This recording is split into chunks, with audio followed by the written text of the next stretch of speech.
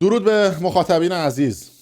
تو شرایط حال حاضر داخل ایران که اعتراضات به کف خیابون‌ها اومده، بزرگترین و مهمترین سوالی که همه مردم دارن این هستش که آیا این بار با دفعات قبلی فرق میکنه و آیا این بار انقلاب میشه، آخوندها میرن، جنگ میشه، اسرائیل میزنه، آمریکا میزنه، چی خواهد شد؟ و امروز میخوایم این موضوعات رو تحلیل آنالیز بکنیم و به موضوعات متفاوت‌تری هم بپردازیم. این چیزی که الان داخل ایران میبینیم فقط گرونی نیست، یک شکست ثابت. مردم با گرونی هم کنار میان، با فشار هم کنار میان، اما با اینکه هر روز صبح بیدار بشن و ندونی پول تا شب چند درصد آب میشه، اونجا دیگه مغز جامعه قفل میکنه. بازار هم دقیقا همینجاست دیگه، که اگر یه همچین موضوع رو تحمل نکنه میریزه توی خیابون ها و اعتصابات توی بازار و تو دل مردم اتفاق میفته. و این چیزی نیست که بهش بگیم گرونی، این بی‌نرخی و بیقاعدگیه و البته خسته شدن از اون سیستم آخوندی و خسته شدن از اون تصمیماتی که هر روز داره مردم رو فقیر و فقیرتر میکنه.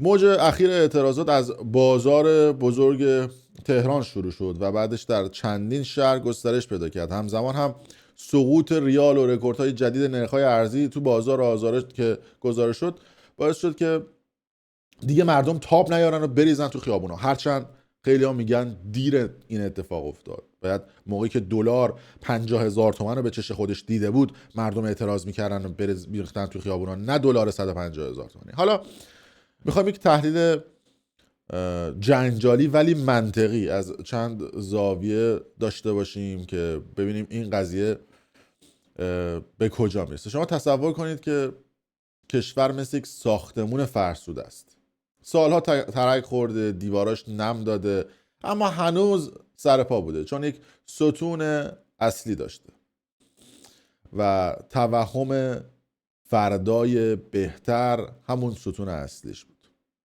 وقتی دلار و قیمت روغن و تخم مرغ و دارو میپرن، فقط سفره کوچیک نمیشه، آینده از دست میره.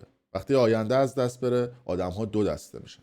آدمایی که هنوز چیزی برای از دست دادن دارن، مثل ترس، مثل حساب بانکی، مثل موقعیت، مثل بچهای بالا شهر تهران و جای دیگه، و آدمهایی که به مرحله خطرناک میرسن، دیگه چیزی برای باختن ندارن. اعتراضایی که از بازار شروع میشن معمولا یک پیام خاص دارن. این بار فقط خیابون طبقه پایین نیست، ستونهای اقتصاد هم دارن میلرزن. گزارش‌ها میگن که این موج در مقایسه با اعتراضات 2-3 سال گذشته اولش کوچیک بوده، اما پخشتر شده، رنگش به نوعی از سیاسی بودن رسیده به غم و نان و چیزهای مختلف و حتی آمارای بازداشت و چیزهای مختلف حالا هنوز بیرون نیامده، اما داره این قضیه رو تلخ میکنه.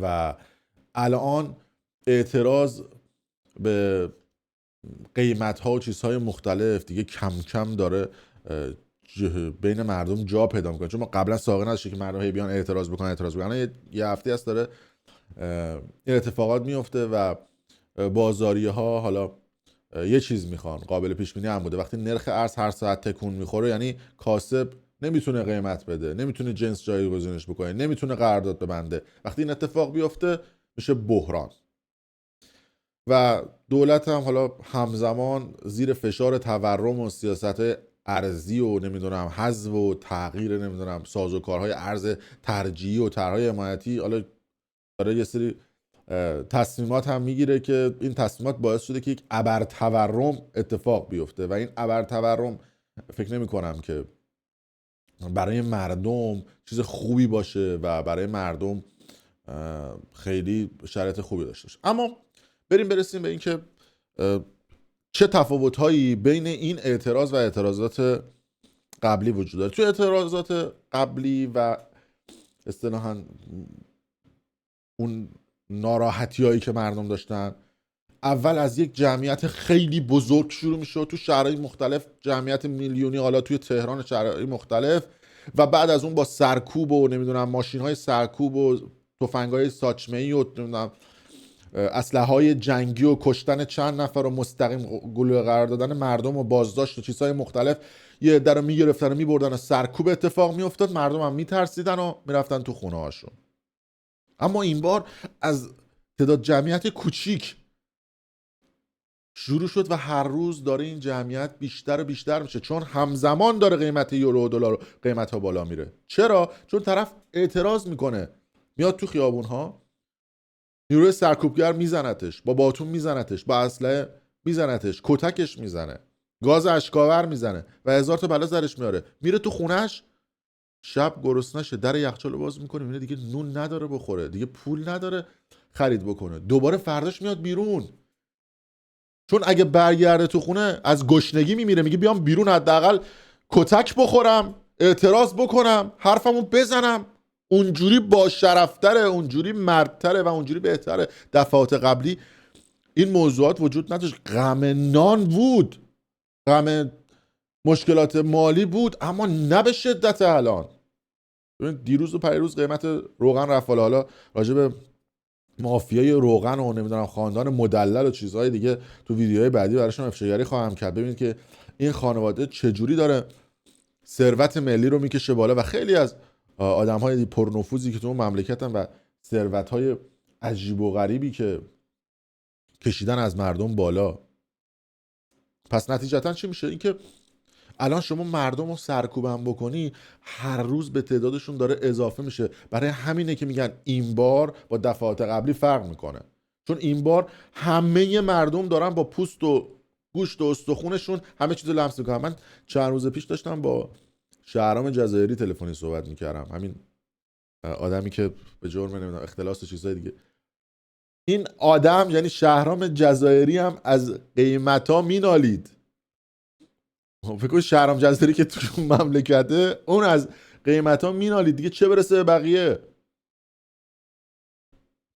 حتی اون به خاطر حالا وجود زنای زیادی که داشته، خرج زیادی بد بده. شهرام جزایری همشهریمون اهوازی دیگه، یه مقداری بشری عصبی تشریف داره و اینا، به هر حال هزینه بالاست. بله این آدم میناله از این قضیه دیگه. حالا با دکترش تو مملکت من صحبت میکنم، با وکیلش من دارم تو مملکت صحبت، همه مینالن. یعنی این نشون میده که تازه اینا تو قشر خوب جامعه بودن تا یکی دو سال پیش، قشر مرفه جامعه بودن، پزشکاش مینالن دیگه. حساب بکنید کارمند دیگه حقوقش، پای حقوقش 12 میلیون، 15 میلیون، 20 میلیون تو جای مختلف. یه تخم مرغ ساده هم نمیتونه بگیره. حالا هفته دیگه مطمئن باشید یه ابر تورم دیگه میشه. از اون طرف مردم میگن که امریکا یا اسرائیل حمله خواهد کرد سال بعدی. اینه ببینید، من خودم همیشه گفتم جنگ نمیشه. 31 ژانویه رو حالا تو ذهنتون داشته باشید، آخر ژانویه و اول فوریه شاید اتفاقات عجیب و غریبی بیفته. ولی تو شرایط فعلی ببینید امریکا و اسرائیل اگه حمله بکنن آخوندها خوشحال میشن از یه زاویه. اگر حملهشون مثل سری قبلی باشه دیگه، یعنی اتک بزنن برن، نیان شخم بزنن عریشه بزنن برن. یعنی اگر بخواد مثل قبلی باشه آخوندا خوشحال میشن. چرا؟ چون وقتی اتک بزنن، چند تا بمب بزنن، چند تا پایگاه رو بزنن، مردم از ترس اینکه بمب و موشک و چیزای دیگه نخورن میرن تو خونه هاشون.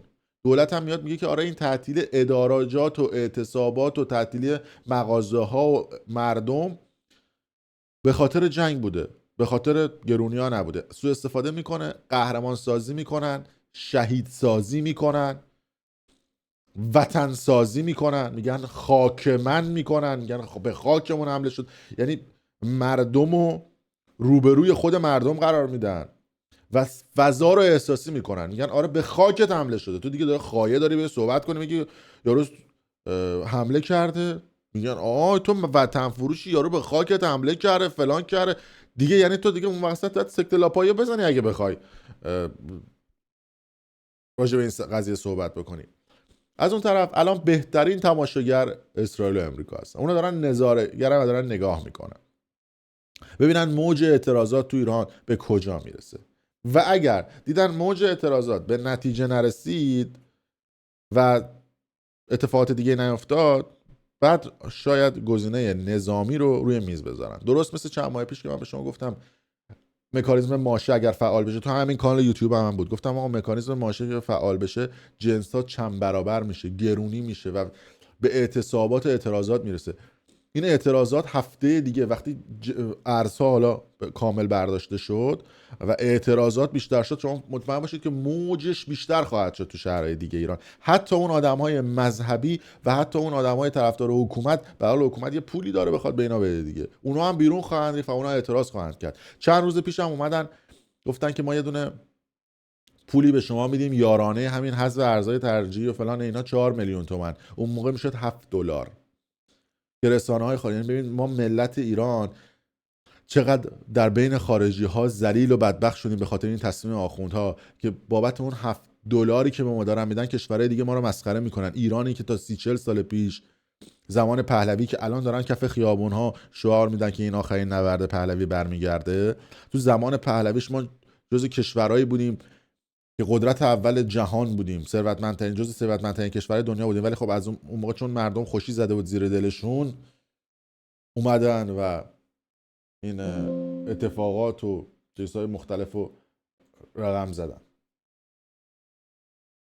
برای همین الان $7 که به مردم دادن هنوز اجازه برداشت نداشتن، بعد گفتن 2 روز بعدش میتونید 4 میلیون رو بردارید، 3 میلیون الان یادم که چیز بود شد $5. یعنی تو همون 3-4 روز $2 ارزشش افتاد. $5. وقتی شما حرف از یارانه میزنی، حرف از نمیدونم بسته معیشتی میزنی، حرف از این چیزا میزنی، یعنی تازه آقا خوبه یارانه به مردم بده، 200 میلیون بده، به جای اینکه $7 بدی $1000 بده، $700 بده. وقتی $7 میدی یعنی داری ملت رو گدا پرور میکنی، یعنی داری ملت رو نون خشک میندازی جلوش که همیشه محتاج دولت باشه. برای همینه میگن همیشه مردم رو گشنه نگهدار، همیشه مردم رو بی پول نگهدار، همیشه مردم رو بدبخت و بیچاره نگهدار، ثروتمندا رو بیار پایین و فقیر کن که تعظیم کنن جلوی شماها. هر چقدر ملت رو گشنه تر نگهداری میتونی بیشتر روشون حکومت کنی، مگر اینکه مردم صداشون بالا بیاد. الان نگاه میکنیم مثلا توی آبادان، تو اهواز، تو یه سری شهر، تو تبریز اصلا مردم سکوت. من سوال دارم، مثلا تو آبادان مثل این که مردم اونجا $5 $5000 تومان میگیرن، تو اهواز مثل همین جوریه، تو تبریز همین جوریه، مثلا قیمتا مثل این که برای اونا اوکیه، شهر آباده، از پول نفت هم بهشون میدن. بعد میگن که آره ترامپ دنبال پول نفت ایرانه. ببخشید که پسر شمخانی هر روز، هر هفته یا هر ماه حقوق نفت رو واریز میکنه به حساب اونایی که میگن ترامپ دنبال پول نفته. هر هفته کارت به کارت میکنه به حسابتون. اون دلایل تحریم هر هفته پول کارت به کارت بهتون میکنن که بقیه اگر بیان این اتفاقات میفته. و از اون طرف هم ببینید آخوندا دیگه شما نمیشناسیدشون، اینا یه سیاستی دارن که انگلیس بعد جلوشون لنگ بندازه. اینا به یه مرحله برسه که ببینن اگر حکومت 50% داره میره به سمت سقوط، حکومت داره میره به 50% به سمت افتادن و رفتن آخوندها، شما مطمئن باشید که حمله پیش دستانه میکنن. اینا موشکاشون رو آرشیو نمیکنن فرار کنن برن، اینا تمام موشکایی که ساختن همشو میزنن، حمله پیش دستانه میکنن که اسرائیلی‌ها یا آمریکایی‌ها بهشون حمله بکنن که مردمی که دارن اون حکومت رو میگیرن برن تو خونه هاشون و با این سیستم پایه‌های حکومت رو صفر نگه دارن. این پلن بیه این سیستمه، مگر اینکه سیستم مادورویی و سیستم ونزوئلایی بخوان انجام بدن. دولت هم الان فکر کنید این $7 که به مردم داره پول نداره. خود پزشکیان رو زبون خوش گفته آقا من پول ندارم. نتیجهش چیه؟ نتیجهش اینه که الان دارن پول چاپ میکنن، اسکناس چاپ میکنن بدن بیرون که ابر تورم اتفاق بیفته. ولی تنها اتفاقی که الان میتونه تو محل فعلی بیفته آقا شما بیرون خونت برو، نمیخوای اعتراض بکن پیاده روی کن. همین که تو خیابون باشی خب نمیخواد نه شعار سیاسی بدی، اگه جرأتشو نداری، اگه میترسی، اگه فکر میکنی هر چیزی که هست، آقا برو پیاده روی کن، خیابون همینجوری شلوغ نگه دار. برای اینکه وقتی شما ساکت باشی اون حکومت دیکتاتور فریاد میزنه. این قانونشه. دیروز پریوز هم صدا سیما داشت یه ویدیو نشون میداد میگفت اعتراضات هوش مصنوعیه. اینایی که تو خیابونن فارس تصاویر آبداران رو اومد پخش کرد و گفت 300 تا 2000 نفر اومده بودن بیرون، 50000 نفر آدم بیرون بودن. دیگه حداقل ما چشمی هم میتونیم بفهمیم، یعنی شما یه استادیوم فوتبال رفته باشی 50000 نفر تو استادیوم دیده باشی میتونی بفهمی چشمی چند نفره. خیلی دیگه پیچیده، مثالای ساده دارم استفاده میکنم براتون. وضعیت فعلی من فکر میکنم که بحرانی تر میشه. پیش بینی من اینه که در طول روزهای آینده و هفته‌های آینده جمعیت بیشتری میان بیرون، چون تورم و گرونی بیشتری توی جامعه اتفاق میفته. خیلی مخلصیم و دمتون گرم. امیدوارم که این سلبریدی‌ها هم سکوتشون رو بشکنن، واکنششون بدن و اون بلاگرای مفخور. خیلی مخلصیم.